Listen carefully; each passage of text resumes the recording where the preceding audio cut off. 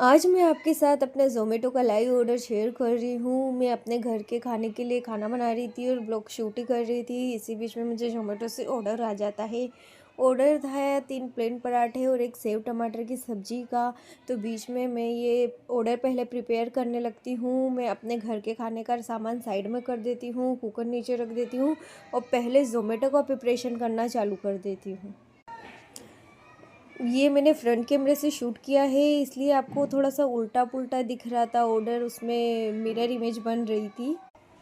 यहाँ पे मैंने कढ़ाई ली, उसमें तेल डाला और सेव टमाटर की सब्ज़ी के लिए मैंने फटाफट प्रिपरेशन चालू कर दी, क्योंकि ज़ोमैटो पे मुझे बनाने के लिए मिला था सिर्फ 20 मिनट। 20 मिनट में मुझे सेव टमाटर बनाना था, 3 प्लेन पराठे बनाने थे, इसलिए मैंने दूसरे बर्नर पर तवा रख दिया ताकि फटाफट तवा गर्म हो जाए।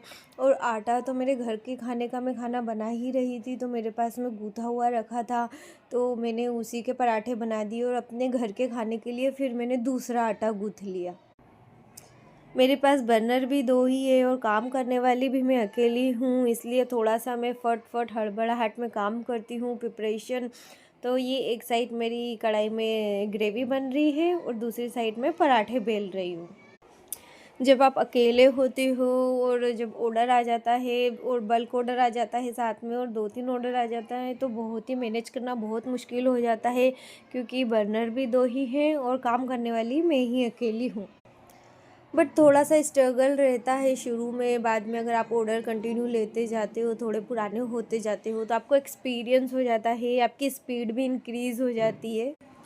जैसे मेरी स्पीड हो गई है, मैंने 20 मिनट में इसको रेडी करके दे दिया है। पहले मेरे पार्सल बहुत डिले होते थे, क्योंकि मेरी स्पीड भी नहीं थी, मुझे एक्सपीरियंस भी नहीं था इस चीज़ का। ये देखिए मैंने फटाफट रेडी कर दिया है और अब मैं इसको पैक कर रही हूँ।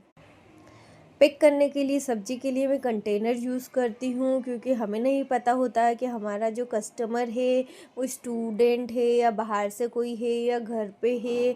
तो हम इसी तरह से खाना देते हैं ताकि अगर वो उसके पास में बर्तन नहीं है तब भी आप वो उस कंटेनर में खा सकता है। हम वो पॉलीथीन में पैक करके नहीं देते हैं।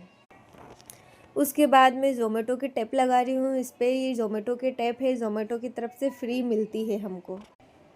और इतनी सारी मैं टेप इसलिए लगा रही हूँ ताकि पैक अच्छे से हो जाए, कहीं पे भी कोरियर में वो हिले डुले तो लीकेज ना हो, इसलिए पूरा टाइटली मैं उसको पैक कर रही हूँ।